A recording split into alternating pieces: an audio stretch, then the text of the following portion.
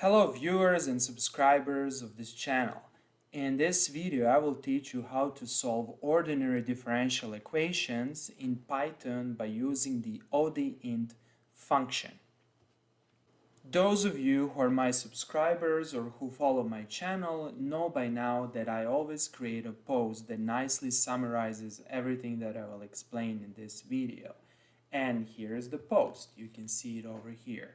This post contains the equations, Python code, and figures. A link to this post is given in the description below. Before I start, I would like to mention the following. It took me a significant amount of time, planning, and more importantly, energy to create this video and this post. Consequently, I kindly ask you to press the like and subscribe buttons. Thank you very much. Okay, so let's start. In this video, I will explain you how to solve an ordinary differential equation or ODE on a particular example. Namely, in one of my previous videos and tutorials, whose link can be found here, so you can click over here, I explained how to derive a differential equation representing the dynamics of the pendulum that you can see over here.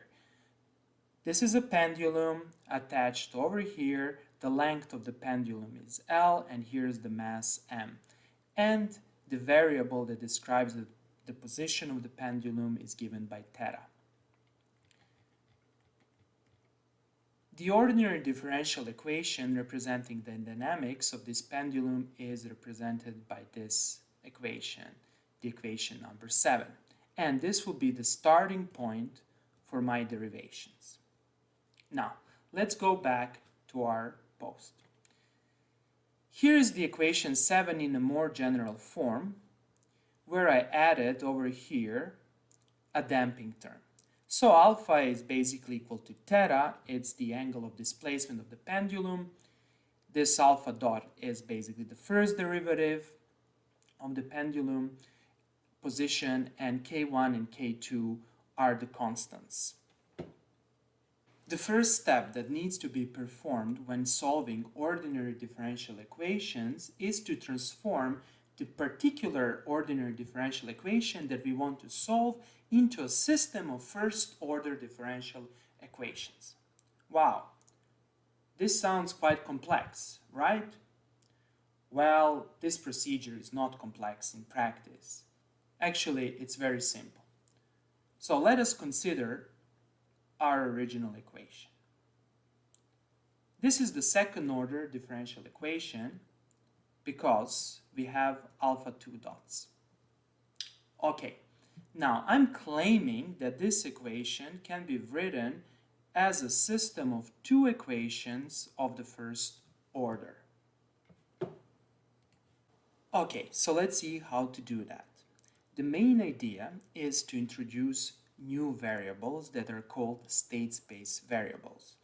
So I can write alpha is equal to x1, where x1 is a new variable that is often called the state space variable. And I can say that alpha dot is equal to x2. So x1 and x2 are new variables.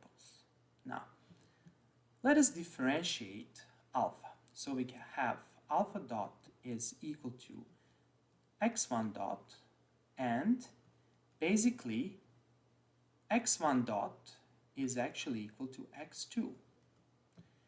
So here's my first order differential equation. So let us obtain the second one. Now, from this equation I can obtain that x2 dot is equal to alpha 2 dots, and going back to our original equation, we can write that alpha 2 dots is equal to minus k1 alpha dot minus k2 sinus alpha. And then, as the result we obtain, this is equal to minus k1 alpha dot is x2 minus k2 sinus x1. and this is our second equation. That's also given over here, and this is the first one. So, at the end, we have transformed the original second-order differential equation as a system of two first-order differential equations.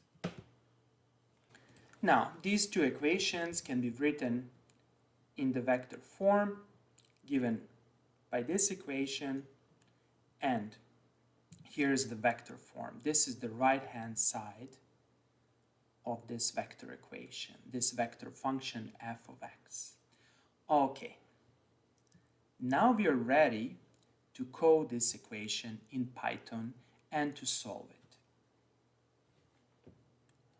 Next, I will explain the Python code for solving the ordinary differential equation. As you can see, I'm using the Spider Python environment in Anaconda. Okay, so the first step is to import the necessary libraries. First, I import the NumPy library, since I need the sinusoidal term over here. Then, from SciPy, I import odeint function. So this function will be used to integrate or to solve the ordinary differential equation. Then I import the plotting tools. Okay. The next step is to define our ordinary differential equation. Basically, we define a Python function that is in my case called right side ODE, and this function, as the name suggests, defines the right-hand side of my state space model. So let us go back and let us look at our state space model. So here's the state space model. So we need to write a Python function that will, for given values of x1 and x2, evaluate these two quantities. That is, evaluate the complete right-hand side of our state space model. Or, better to say, evaluate this vector. Here's one very important remark. Here I'm using column vectors. However, the function odeint in Python uses the row vectors. So be careful about that. Since in the post they're column vectors, however in the code they're basically the row vectors. Okay, let us quickly go back to our Python code and let us define the right-hand side. Here's the right-hand side.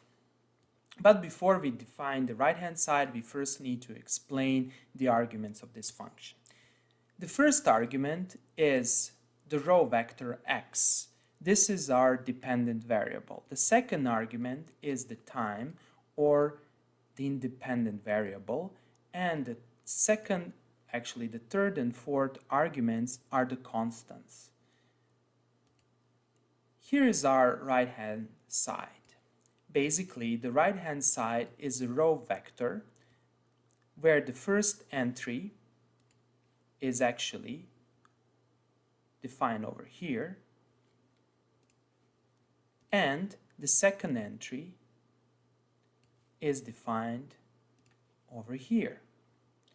Here you should be very careful because the Python programming language indexes the vectors or the matrices starting from 0. So x1 is actually x2 over here, and x0 is actually x1. Just please keep in mind these things when coding, because many errors happen because people start counting from 1, however, Python is usually counting from 0. And finally, once we have defined the right-hand side, we need to specify the return variable, and this will be this term dx dt. That is the first derivative of x with respect to dt. You can of course use other names for this variable dx dt. Now that we have defined our variables and our function, we need to define the initial conditions. So here is the vector x0 that defines the initial conditions. We are assuming that the initial position is 0 and that the initial velocity is equal to 1. The next step is to define the discretization points. That is, we define the points at which we will evaluate the solution.